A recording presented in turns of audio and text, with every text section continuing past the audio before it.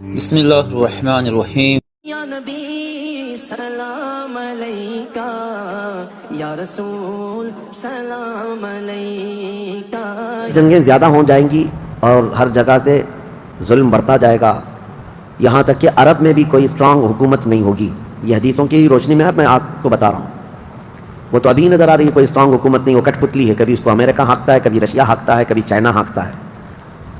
تو یہ عرب میں کوئی اسٹرانگ حکومت، مضبوط حکومت نہیں ہوگی، اور مسلمان جب زیادہ قتل ہونے لگیں گے تو سب اکثر ہجرت کر کر کے مدینے چلے جائیں گے۔ جو بچے ہوئے ہوں گے وہ مدینہ طیبہ کی طرف ہجرت کر جائیں گے۔ اب مدینہ طیبہ میں مسلمان رہ رہے ہوں گے، کیونکہ میرے آقا صلی اللہ علیہ وسلم کی حدیث ہے، ان الایمان لا یعذر الی المدینہ کما تعذر الحیۃ الی جحرها۔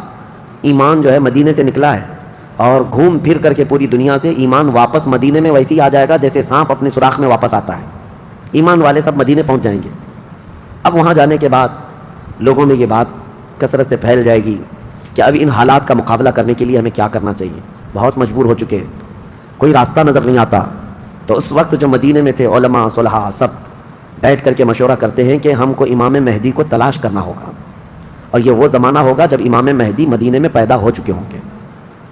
یہ وہ زمانہ ہوگا جب امام مہدی مدینے میں ہوں گے۔ امام مہدی جن کی بشارت اللہ کے نبی صلی اللہ تعالیٰ علیہ وسلم نے اپنی حدیثوں میں عطا فرمایا، ان کا نام حضور کے نام پر ہوگا، ان کا نام محمد ہوگا، اور ان کے والد کا نام بھی حضور کے والد کے نام پر ہوگا، اور اللہ کریم کی طرف سے بھیجے جانے والے اس روئے زمین کے وہ آخری خلیفہ راشد ہوں گے۔ مدینہ طیبہ میں وہ ہوں گے، لیکن وہ اپنے آپ کو چھپا کر کے رہ رہے ہوں گے۔ اب لوگ جب انہیں تلاش کرنے ہوں گے، اس دوران کئی جھوٹے مہدی بھی تیار ہوں گے، کیونکہ امام مہدی کا چیپٹر سب نے پڑھا ہے۔ جھوٹے مہدی دعویٰ کریں گے لیکن مار کھائیں گے، مریں گے، جیلوں میں جائیں گے۔ یہ جھوٹے مہدیوں کا یہی ہوتا رہے گا۔ امام مہدی اپنے آپ کو چھپا رہے ہوں گے کہ کہیں لوگ مجھے پکڑ کر حاکم نہ بنا لیں، امام نہ بنا لیں۔ اب لوگ جب تلاش زیادہ کر دیتے ہیں تو پھر امام مہدی کو کچھ لوگ مدینہ طیبہ میں پہچاننے لگتے ہیں، تو امام مہدی مدینہ چھوڑ کر مکہ آ جاتے ہیں، مکہ ہجرت کر کے آ جاتے ہیں۔ اپنے آپ کو چھپا کر کے رہ رہے تھے مکہ مکرمہ میں، یہی رمضان کا موقع، وہ خانہ کعبہ کا طواف کر رہے ہوں گے، حجر اسود کے قریب لوگ۔ اچھا یہ بھی میں بتا دوں، جتنے دنیا میں ابدال، اقطاب، اولیاء ہوں گے وہ سب ہجرت کر کے اس وقت مکہ میں پہنچے ہوں گے۔ مکہ میں سارے اولیاء ہوں گے اس وقت، اور طواف کے دوران سب لوگ پہچان لیں گے امام مہدی کو اور ان کو پکڑ لیں گے، اور ان کا ہاتھ پکڑ کر سارے لوگ کہیں گے اب ہم آپ کے ہاتھ پر بیعت کرتے ہیں، آپ امام برحق ہیں اور آپ ہمارے حاکم ہو جائیں۔ امام مہدی منع کر رہے ہوتے ہیں، اسی وقت آسمان سے ایک آواز آتی ہے۔ اس آواز میں خاص یہ کہا جاتا ہے ہذا خلیفۃ اللہ المہدی، یہ اللہ کا خلیفہ مہدی ہے۔ اس آواز کو سن کر سب ٹوٹ پڑتے ہیں، امام مہدی سب کو بیعت کرتے ہیں، پھر واپس یہی قافلہ لے کر مدینے پہنچتے ہیں روضہ رسول پر۔ میرے آقا صلی اللہ تعالیٰ علیہ وسلم کی بارگاہ میں جب پہنچتے ہیں تو اہل مدینہ بھی ان کے ہاتھ پر بیعت کرتے ہیں، اور ایک پوری فوج تیار ہوتی ہے۔ یہ انقلاب کا دور ہے، جتنی جنگیں ان کتوں نے کی تھیں، جتنا ظلم رچایا تھا پوری دنیا میں، اب ریورس ہونے کا ٹائم آ جاتا ہے۔ حضرت امام مہدی اس فوج کو لے کر ملک شام کی طرف جاتے ہیں۔ حالات ملک شام کے ایسے ہو چکے ہوں گے کہ ملک شام میں عیسائیوں کی حکومت قائم ہو چکی ہوگی، ابھی تو نہیں ہے، یا انڈائریکٹ ان سے کسی کا تعلق ہے تو یہ ہمیں پتہ نہیں، لیکن حدیث میں یہ ہے کہ عیسائیوں کی حکومت ملک شام میں قائم ہوگی، اور یہودی فتنہ مچا رہے ہوں گے ہر جگہ۔ قتل عام جو مسلمانوں کا سب سے زیادہ کرنے کی کوشش ہے وہ یہودیوں کی طرف سے ہے۔ امام مہدی مکہ مکرمہ سے نکل کر ملک شام کی طرف جائیں گے، اور مسلمانوں کی جو قلت تھی، جو چھوٹی سی جماعت تھی، یہ جب نکل کر کے وہاں آئے گی ملک شام، بہت بڑی جنگ ہوگی جس کو ملحمۃ الکبریٰ کہا گیا ہے۔ امام مہدی کی قیادت میں یہ جنگ ہوگی، سارے کفار، عیسائی، یہودی سب مقابل میں آ جائیں گے۔ ان کی تعداد جو حدیث میں بتائی گئی ہے وہ 80 جھنڈوں کے نیچے آئیں گے، اور ہر جھنڈے کے نیچے 12,000 لوگ ہوں گے، اور یہ مسلمانوں کی نہیں ہے، یہ کفار و مشرکین کی۔ تقریباً یہ 9,60,000 کی تعداد بنتی ہے کفار و مشرکین کی، 9,60,000۔ مسلمانوں کی تعداد کتنی ہوگی یہ تو نہیں پتہ۔ اس کے بعد جنگ جب شروع ہوتی ہے، پہلے دن مسلمانوں کا 1/3 حصہ میدان چھوڑ کر بھاگ جاتا ہے، جو کمزور دل تھے وہ چلے جائیں گے، اور ان کے متعلق کہا گیا ہے کہ یہ ایسے لوگ ہوں گے جن کی توبہ کبھی نہ قبول ہوگی، اور روئے زمین کے سب سے بدترین لوگ ہوں گے، وہ سب سے بدترین لوگ ہوں گے جو میدان چھوڑ کر بھاگ چکے ہوں گے 1/3۔ دوسرے دن 1/3 شہید ہو جائیں گے، قتل ہو جائیں گے۔ تیسرے دن اللہ تعالیٰ اس مومنین کی قلیل جماعت کو فتح مبین عطا فرمائے گا۔ اور اس کے بعد ملک شام کے سارے انتظامات امام مہدی کے ہاتھ میں ہوں گے. دمشق جب وہ آئیں گے، دمشق کی جامع مسجد سے امام مہدی اپنے انتظامات و انصرامات کو سنبھالیں گے. پھر وہاں سے امام مہدی اسی فوج کو لے کر قسطنطنیہ جو موجودہ استنبول ہے اس کو فتح کرنے کے لیے نکلیں گے. اس وقت وہ بھی عیسائیوں کے ہاتھ میں ہوگا. اب جب امام مہدی یہاں آئیں گے صرف ایک ہی دن میں قسطنطنیہ یعنی استنبول فتح ہوگا، اور اس کی بھی کیفیت بتائی گئی ہے، مسلمانوں کے صرف نعرے تکبیر سے فتح ہوگا. صرف اس لیے کہ ایسی ہیبت طاری ہوگی ان کفار و مشرکین کے دلوں میں. پورا شہر فتح ہوگا. امام مہدی یہ شہر فتح کر کے واپس ملک شام آئیں گے، دمشق میں آئیں گے. اب یہ وہ وقت ہوگا جب امام مہدی مسجد سے انتظامات و انصرامات سنبھال رہے ہیں، اور کثیر جنگیں اس وقت بھی ہوں گی، لیکن ہر جنگ میں اللہ تعالیٰ امام مہدی کو فتح عطا فرمائے گا، ہر جنگ میں. اور یہودی دسیسہ کاری کر رہے ہوں گے، امام مہدی کو ختم کرنے قتل کرنے کی بہت کوششیں کر رہے ہوں گے. پھر امام مہدی ان یہودیوں سے لڑتے رہیں گے. اس وقت اللہ کی بارگاہ میں امام مہدی بھی دعا کرتے ہیں کہ مولا ان ظالموں سے ہمیں نجات عطا فرما. اور یہودی بھی جگہ جگہ اس بات سے پریشان ہوں گے کہ امام مہدی نے ان کا بیڑا غرق کر رکھا ہے، جہاں جاتے ہیں مقابل میں یہ شکست کھاتے ہیں، مر جاتے ہیں، اور ان کے مقابل میں کوئی آ نہیں پا رہا ہے. تو پھر ایران کے ایک علاقے میں یہ یہودی کثرت سے دعا میں مشغول ہوں گے. یہ وہ زمانہ ہوگا جب عراق اور شام کے بیچ میں دجال ظاہر ہوگا. دجال جس کے متعلق حدیث پاک میں تفصیلاً بہت ساری باتیں آئی ہیں. دجال آئے گا، وہ ایک آنکھ سے کانا ہوگا، آنکھیں دونوں ہوں گی، ایک آنکھ اس کی نظر آئے گی، اور اس کی آنکھ کے کنارے کافر لکھا ہوا ہوگا جس کو مسلمان دیکھ کر پہچان لیں گے. اور وہ بڑا بھاری بھرکم طاقتور ہوگا، اور اللہ تعالیٰ اس کو بہت سارے خارق عادات چیزیں عطا کرے گا. وہ ظاہر ہوگا اور سب سے پہلے یہودیوں میں آ کر کے ہی بیعت لے لے گا، یعنی اپنے آپ کو پہلے رسول بنائے گا. اور پھر سارے یہودی، حدیث پاک میں تو ہے کہ اصفہان ایران کے 50,000 یہودی اس کی فوج میں شامل ہوں گے. ہاں، جس کو یہ مسیحا کہتے ہیں اور اس کے انتظار میں بلیاں چڑھا رہے ہیں. یہ ظاہر ہوگا عراق اور شام کے بیچ میں ہے. اور پھر یہ سب یہودی دجال کی فوج میں شامل ہوں گے. دجال ایسے نکلے گا روئے زمین پر، حدیث پاک میں یہ سب ملتا ہے کہ وہ آسمان سے کہے گا تو آسمان سے بارش برس جائے گی، زمین سے سبزہ نکلنے لگے گا، کسی کو مار کے دوبارہ زندہ کر کے دکھائے گا. یہ سب چیزیں وہ کر کے دکھائے گا. یہاں تک کہ چلتے چلتے زمین سے کہے گا تیرے اندر جتنے خزانے ہیں نکال. زمین پورے خزانے باہر کرے گی. اور جب وہ آگے چلتا رہے گا تو یہ خزانے شہد کی مکھیوں کی طرح اس کے پیچھے جھنڈ کی طرح چلتے ہوں گے خزانے. اور دنیا کے لالچی لوگوں کو ایک سکہ ہی چاہیے بس، جس کے پاس مال ہے اس کے پیچھے غلامی ہے. بہت بڑا فتنہ ہوگا، بہت بڑی آزمائش ہوگی. لیکن جو ایمان والے ہیں حدیث میں ہے اس دن بھی وہ نہیں بہکیں گے، اس دن بھی وہ نہیں بہکیں گے. وہ غضب کا ایمان ہوگا ان لوگوں کا. حضور صلی اللہ تعالیٰ علیہ وسلم نے فرمایا دجال کے فتنے سے مقابلہ کرنے والے جو مومن ہوں گے نا، اس کا فتنہ دیکھ کر کے بھی ایمان پر قائم ہوں گے، ان کے لیے حضور نے فرمایا وہ بغیر حساب کے ہی جنت میں جائیں گے. ان کا حساب نہیں ہوگا، وہ بنا حساب کے جنت میں جائیں گے. تو دجال روئے زمین پر گھوم رہا ہوگا اور فتنہ مچا چکا ہوگا. پہلے تو رسول کہتا رہا، اس کے بعد پھر خدائی کا دعویٰ کرے گا کہ میں خدا ہوں. اس کی خدائی کو ماننے والے وہ یہودی بھی ہوں گے، عیسائی بھی ہوں گے، بہت سارے مسلمانوں میں بھی گمراہ ہو چکے ہوں گے. جن کا پہلے سے ایمان مضبوط نہیں تھا وہ اس کے پیچھے چل پڑیں گے. وہ ہزاروں کی تعداد میں لوگوں کو کافر بنا چکا ہوگا. میرے عزیزو، دجال تو بہت بڑی بڑی چیزیں دکھا رہا ہے، آسمان سے بارش برسا کر کے، زمین سے سبزہ اگا کر کے. اور اس وقت کئی لوگ گمراہ ہو جاتے ہیں. یہاں تو چھوٹی موٹے باباؤں کے پیچھے گمراہ ہوتے ہیں. آج تو چٹھی نکال کر دکھا رہا ہے بابا، تو بھیڑ لگ چکی ہے کہ تم کیا کھائے ہو، کیا پیے ہو، کیا سوچ رہے ہو، چٹھی میں نکال کر کے دکھاؤں گا. چٹھی والے بابا کے پیچھے ہی ہزاروں چلے جاتے ہیں، تو دجال والے بابا کے پیچھے کتنے جائیں گے؟ لیکن حدیث پاک کی روشنی میں مفسرین نے، محدثین نے فرمایا کون لوگ اس دن محفوظ رہیں گے، کون لوگ اس دن محفوظ رہیں گے. دجال کی شکل جیسی بھی ہو، لیکن وہ جو چیزیں خارق عادات دکھا رہا ہوگا لوگ اچنبے سے دیکھ رہے ہوں گے. اچھا ایک بات اور بھی بتا دوں، آپ گھر میں بیٹھے ہوں، کوئی مسجد میں ہوں گے، شور آئے گا کہ وہاں پر خدا اتر پڑا ہے، نعوذ باللہ من ذالک، اور عجیب و غریب چیزیں دکھا رہا ہے. آسمان کو کہہ رہا ہے تو آسمان بارش برسا رہا ہے، زمین کو کہہ رہا ہے تو زمین خزانے نکال رہی ہے. کچھ لوگ جو گھر میں بیٹھے ہوں گے، توجہ یہ بہت اہم بات کہہ رہا ہوں، کہیں محفل میں ہوں گے، مسجد میں ہوں گے، جب یہ شور آئے گا تو کچھ کہیں گے کہ چلو ہم بھی جا کر دیکھ کے آتے ہیں. تو کچھ لوگ یہ کہہ کر کے اٹھیں گے اور جا کر کافر ہو جائیں گے.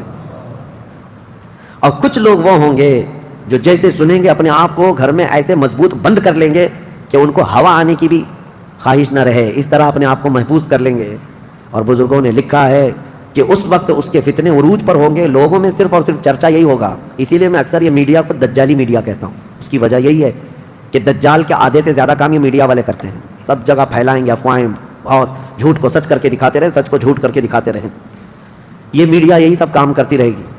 اس وقت کون لوگ محفوظ رہیں گے؟ بزرگوں نے لکھا ہے دجال کے قریب بھی جائے گا کوئی بندہ لیکن اس کو دیکھ کر نہیں گمراہ ہوگا تو یہ کون ہوگا؟ جس کا سینہ حضور کی محبت سے بھرا ہوگا.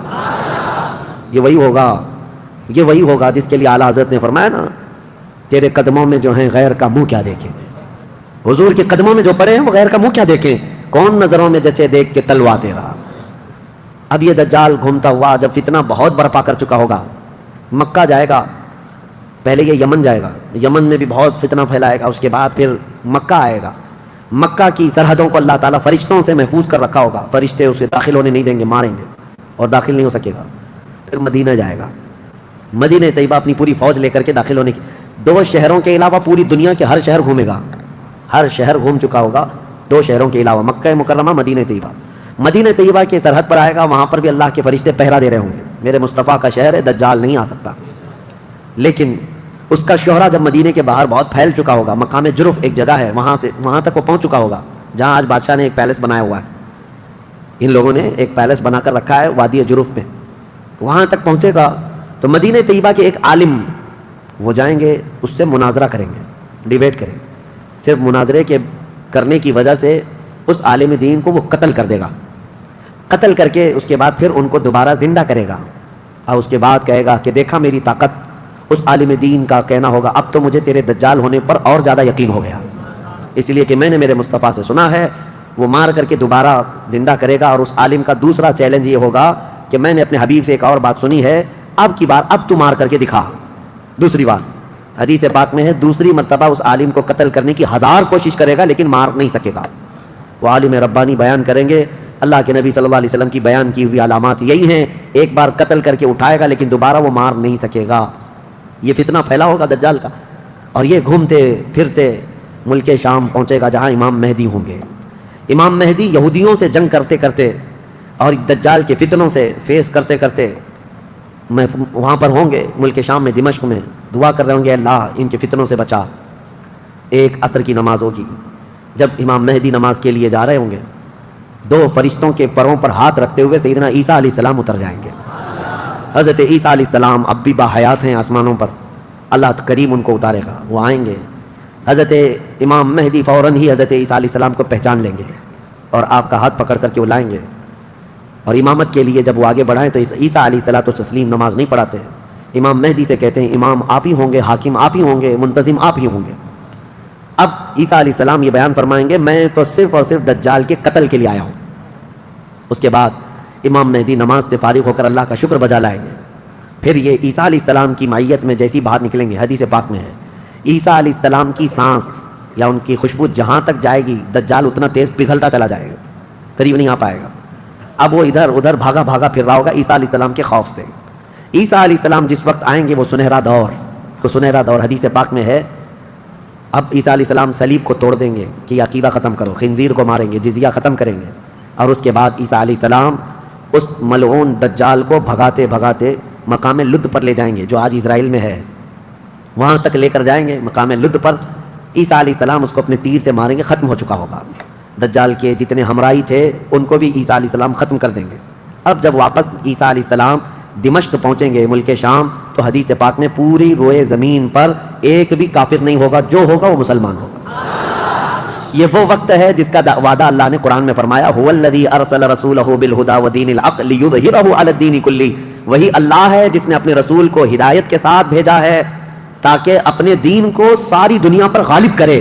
اب تک یہ دین پوری دنیا پر نہیں غالب آیا، لیکن وہ دن ہوگا جب عیسیٰ علیہ السلام تشریف لائیں گے روئے زمین پر. اسی لیے میں کہتا ہوں وہ دن آئے گا جب ہر گھر سے آواز آئے گی لبیک یا رسول اللہ. وہ دن آئے گا، وہ وقت آئے گا. صبر کے بعد، ہر اندھیرے کے بعد صبح ہونا ہے، رات کے بعد اجالا آنا ہے.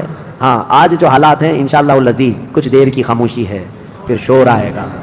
آج کتوں کا وقت ہے، کل ہمارا دور آئے گا انشاءاللہ العزیز.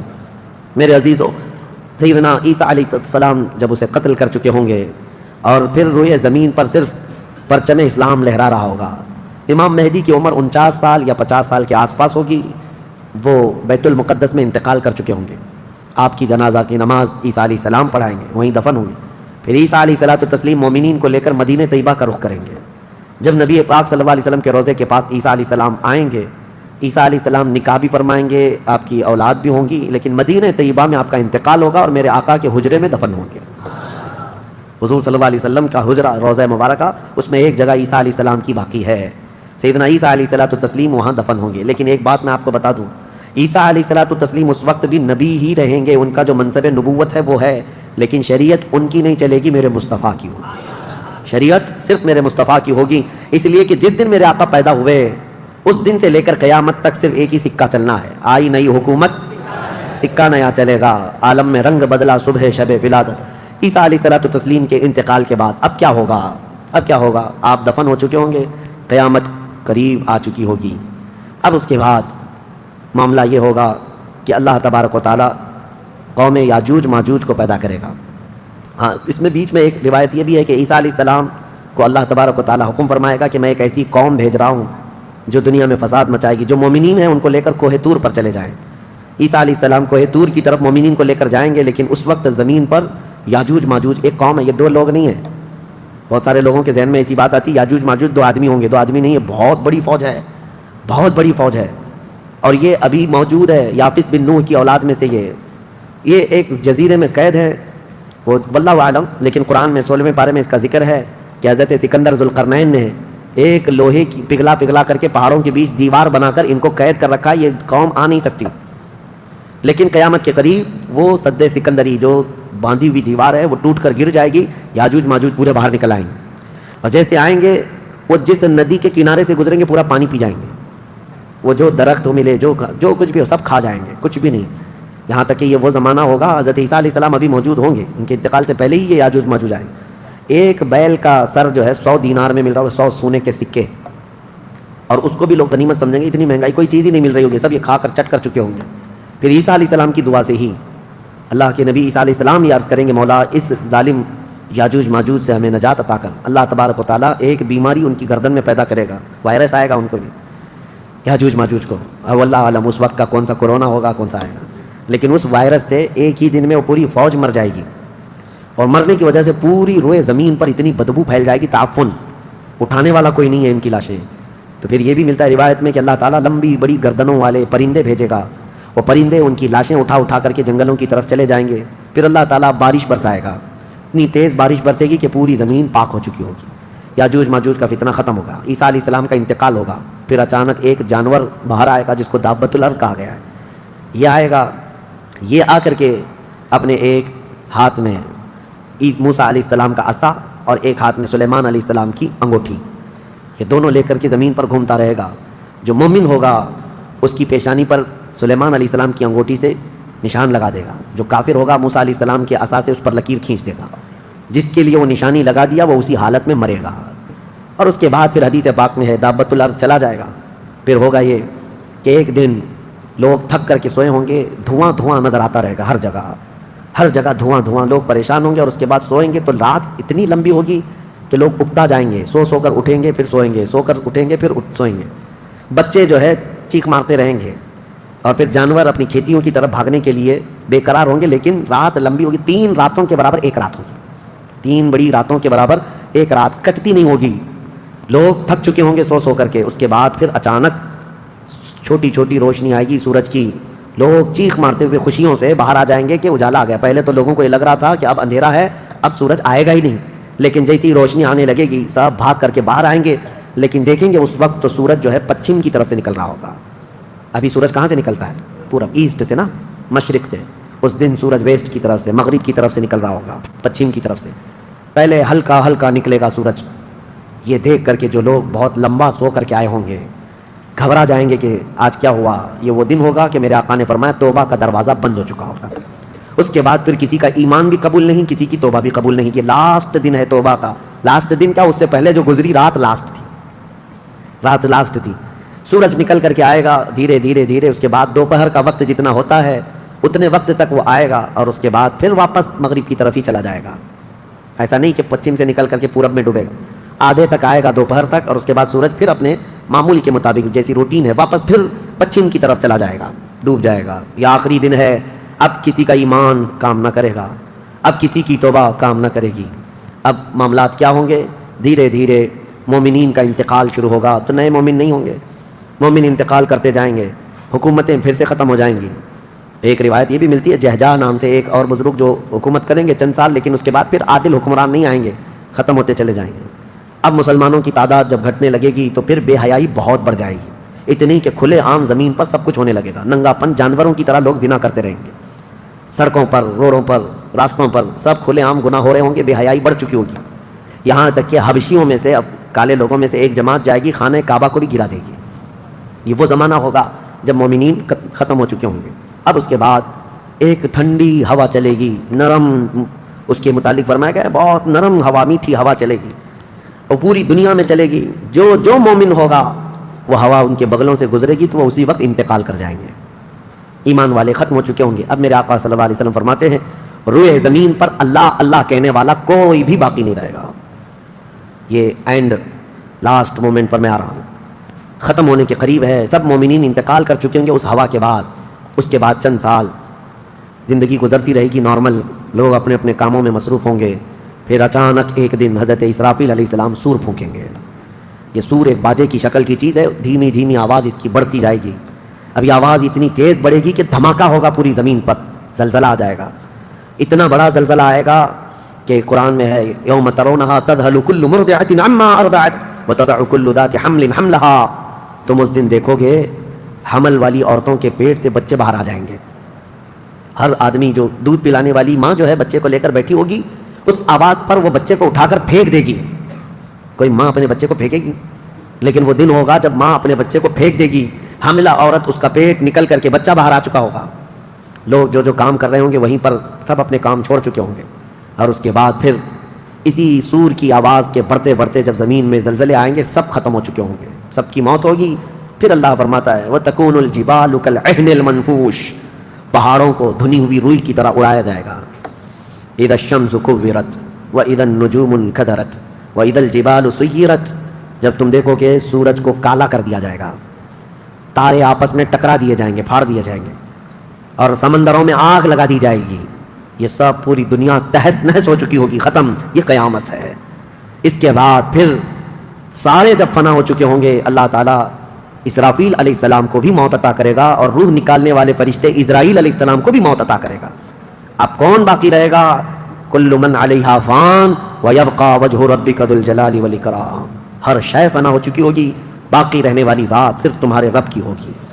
اس کے بعد مولا کریم کو جب منظور ہوگا اسرافیل علیہ السلام کو اٹھائے گا، اور پھر سور پھونکنے کا حکم ہوگا، دوبارہ سور پھونکا جائے گا۔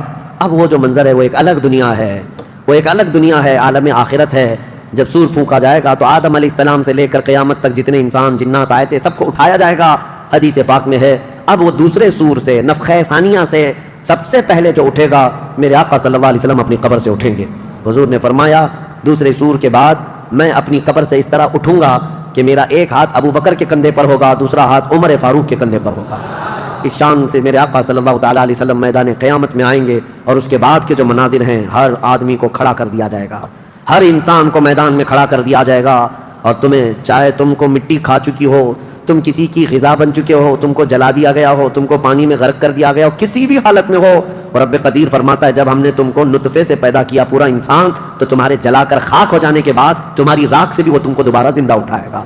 جب تمہیں زندہ اٹھایا جائے گا پھر یہ میدان ہوگا، یہاں پر جو کھڑا کر کے حساب کتاب کا دن ہوگا وہ 50,000 سال کے برابر کا ہوگا۔